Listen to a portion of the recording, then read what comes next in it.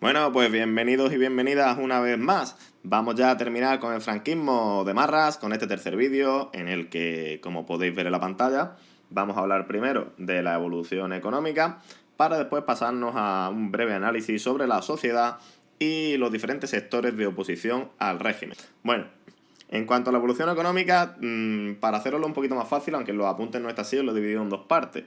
La autarquía, la primera parte, que se correspondería con la primerísima parte de la evolución política que estudiamos en el vídeo anterior, y después pues el periodo de estabilización y desarrollismo, pues que sería desde la intervención de Estados Unidos en adelante, perdón.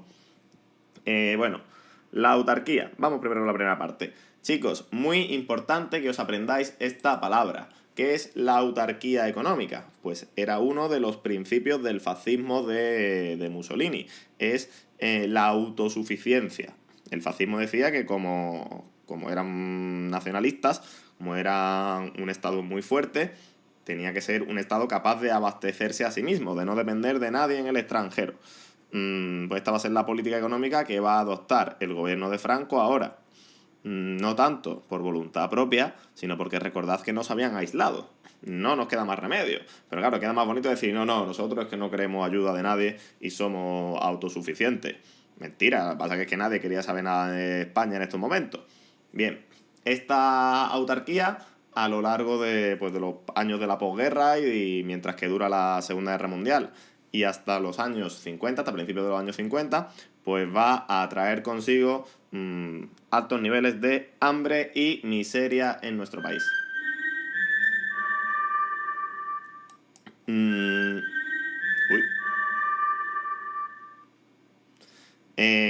Como decíamos en algún otro vídeo, los niveles de renta de 1935, de antes de la guerra civil, no se van a recuperar, pues la renta nacional hasta 1951 y la renta per cápita, la renta por habitante, hasta 1954.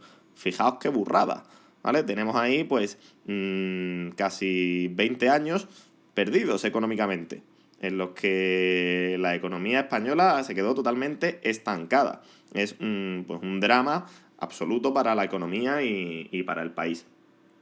En esta etapa de la autarquía, pues los dos principales elementos que se van a utilizar para intentar salir de la crisis pues van a ser el Instituto Nacional de Industria, que va a intentar fomentar la creación de empresas nacionales,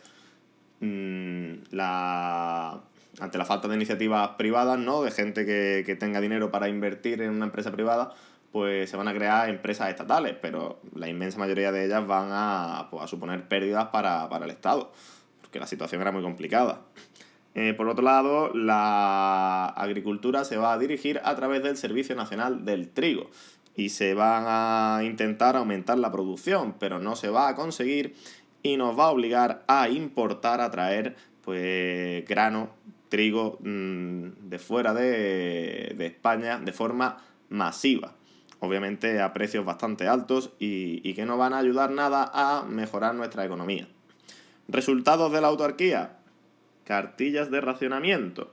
Estos son unos papelitos muy monos con los que tenías limitado la cantidad de productos que podías comprar, ¿vale? Tú no podías ir al supermercado y llevarte todo lo que tú querías porque no había para todo el mundo. Entonces había racionamiento. Te tocaba 1 kilo de arroz al mes, pues 1 kilo de arroz, es lo que hay. Excepto si tenías dinero. Porque si tenías dinero estaba el extraperlo. ¿Qué es el extraperlo? Os sonará de los casos de corrupción de la Segunda República del Partido Radical. ¿Os acordáis de esa ruleta trucada que nos habían colado un par de iris? Pues bien, el extraperlo lo vamos a llamar ahora al mercado negro. Va a haber un increíble mercado negro con precios pues altísimos, con productos de primera necesidad que la gente necesita tener en sus casas y a los que no puede acceder en los comercios normales por culpa de este racionamiento. Ok, pues esa es la situación económica española hasta los años 50. Empezando la década de los 50, pues ya vamos a entrar poco a poco en un periodo de estabilización primero y después el llamado desarrollismo de los años 60. ¿Vale? A partir de los años 60 España va a crecer económicamente de forma muy, muy notable. Bien, perdón. Como decimos, esta situación solo va a ser posible gracias pues, a la intervención de Estados Unidos, al apoyo de Estados Unidos y a los gobiernos de la tecnocracia, que llevarán a cabo en 1959 el llamado Plan de Estabilización de ese mismo año, ¿vale? ¿Qué objetivos va a perseguir este plan de estabilización? Pues, en primer lugar, controlar la inflación. ¿Qué es la inflación? La subida de los precios, que en estos momentos era casi constante. Y por otro lado, equilibrar la balanza de pagos. ¿Qué es la balanza de pagos? Los que tenéis economía seguro que lo sabéis, ¿vale? Es pues la diferencia que hay en un país entre las importaciones, entre los productos que tienes que traer de fuera, y las exportaciones, los productos que tú produces y puedes vender fuera. Si tienes que importar muchos más productos o por un valor mayor que las exportaciones, eso significa que el país está perdiendo dinero. Si es al contrario, si exportas más de lo que importas, significa que tu país va a estar ganando dinero. En estos momentos, como os podéis imaginar, España tiene una balanza muy desequilibrada a favor de las importaciones, es decir, estamos pagando más de lo que ganamos y eso puede generar una situación bastante insostenible. Esos son los dos objetivos del plan de estabilización. Bien, gracias a ello, pues poco a poco la agricultura va a ir perdiendo importancia en nuestro país. Ojo, sigue siendo una actividad todavía importante, pero va a ir cediendo poco a poco su espacio como principal actividad económica a la industria y también al sector servicios. ¿Ok? También se van a introducir numerosos adelantos técnicos, ¿vale? Se van a mejorar nuestras industrias de forma técnica, algo que llevamos intentando hacer desde hacía muchísimos años. Estos adelantos técnicos van a mejorar la productividad de las empresas. Perdón. Tengo mejores máquinas para producir, por tanto, produzco más en menos tiempo, más barato, y eso me va a permitir, en muchos casos, subir también los salarios. ¿Y qué pasa si subo los salarios? Pues que aumenta el consumo. Y si aumenta el consumo, produzco más. Y si produzco más, puedo volver a aumentar los salarios y así en general. ¿Vale? Va a aumentar el consumo, el nivel de vida de la sociedad española en general. Se va a producir lo que se llamó el milagro económico español. Es verdad que España durante los años 60 va a crecer económicamente, como ya hemos dicho, de forma muy notable. Pero vamos a analizarlo con un poco más de detalle. ¿Qué hay realmente de milagro en este crecimiento económico? ¿Fue real? ¿Fue obra del franquismo? Como siguen argumentando muchos de sus defensores. Pues lo cierto es que no. Lo cierto es que este milagro económico es debido en gran parte a una situación internacional pues perfecta económicamente. La economía mundial está on fire, ¿vale? Y esto es lo que va a permitir en gran parte que la situación económica española mejore. Si no, no hubiese sido posible. Por ejemplo, ¿qué pasa con el empleo? Pues volvemos atrás. La introducción de avances técnicos en las industrias va a limitar la creación de empleo, porque el trabajo lo van a hacer las máquinas. Entonces no va a haber empleo para todo el mundo. ¿Cómo lo vamos a solucionar? Emigrando, yéndonos a trabajar a Europa. Gente que se va a ir a Alemania, que se va a ir a Suiza, etcétera, etcétera. Hay numerosas películas de la época un poco posteriores en las que hablan sobre esta emigración, ¿vale? Sobre cómo los españoles tuvieron que abandonar su país para irse a trabajar a otros lugares porque en España no había trabajo. Si la situación económica internacional no hubiese sido buena, si en Europa no se hubiesen requerido trabajadores de sobra, pues, esta gente no se hubiese podido ir, se hubiesen quedado aquí, no hubiese habido trabajo para todos, el desempleo hubiese crecido y hubiésemos pasado por una crisis absoluta. ¿Ok? ¿Queda reflejada esta migración? Pues en canciones como esta que os voy a poner ahora. Adiós mi España querida, dentro de mi alma te llevo metida. Aunque soy un emigrante, jamás en la vida yo podré olvidarte.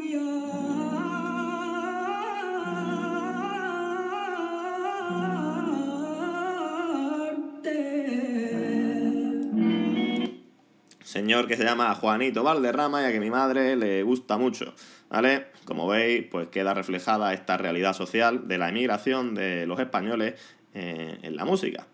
También queda reflejada en la música, pues esto que viene ahora, el boom turístico, ¿vale? A partir de los años 60, España se va a convertir en el destino de vacaciones preferido pues de muchísimos europeos, ingleses, alemanes, etcétera, etcétera. Os suena seguro eso de los alemanes veraneando en Mallorca, ¿no? Pues bien, esto obviamente deja dinero en nuestro país, ¿vale? Y solo es posible porque la situación en Europa es muy favorable. Como la gente en Europa tiene dinero, se puede permitir el lujo de irse de vacaciones a la playita en España, al solecito. Estamos, ¿vale? Fijaros, otra cancioncilla que lo refleja bastante bien. Españolea, españolea, es lo que hacen los turistas cuando vienen por acá. Españolea, españolea, ellos saben que lo nuestro le da la felicidad.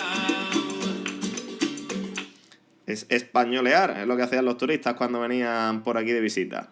Bien, si os fijáis, saco de aquí una flecha desde la emigración y desde el boom turístico que viene. ¿A dónde viene? ¿A dónde viene? Vamos a verlo. A la balanza de pagos que habíamos pintado antes. ¿Por qué? Pues porque la balanza de pagos española solo se va a equilibrar, solo vamos a conseguir generar más ingresos que las exportaciones gracias a este dinero que viene de fuera. Gracias al dinero que mandan los emigrantes, porque yo me voy a Alemania a currar, pero parte de la pasta la mando de vuelta para España, para ayudar a mi familia. Y al dinero que se gastan los turistas aquí. Ese dinero es el que consigue equilibrar la balanza de pagos. No es la economía franquista. Seguimos siendo deficitarios, seguimos importando más de lo que exportamos. De hecho, hoy día pues nos sigue pasando. Somos un país muy dependiente del turismo. Y de hecho, pues por desgracia, en esta crisis del coronavirus estamos observando cómo muchas personas están perdiendo sus empleos pues porque dependen del turismo y de la hostelería, en gran parte. Bien, con esto terminamos la evolución económica y nos vamos a pasar al siguiente apartado, que es el de la sociedad y la oposición al régimen. Esto vamos a pasarlo muy rapidito porque ya más o menos al final de los vídeos de la República lo habíamos hablado. Las libertades que se habían promulgado en época republicana desaparecen y son sustituidas por un férreo control social e ideológico. Este control va a ser llevado a cabo sobre todo pues a través de Falange y de sus instituciones, como por ejemplo el Frente de Juventudes o la sección femenina, donde se enseñaba a los jóvenes pues a realizar las tareas de los jóvenes típicas de los hombres o de las mujeres. Por otro lado, recordamos, la educación queda en gran parte en manos de la Iglesia Católica.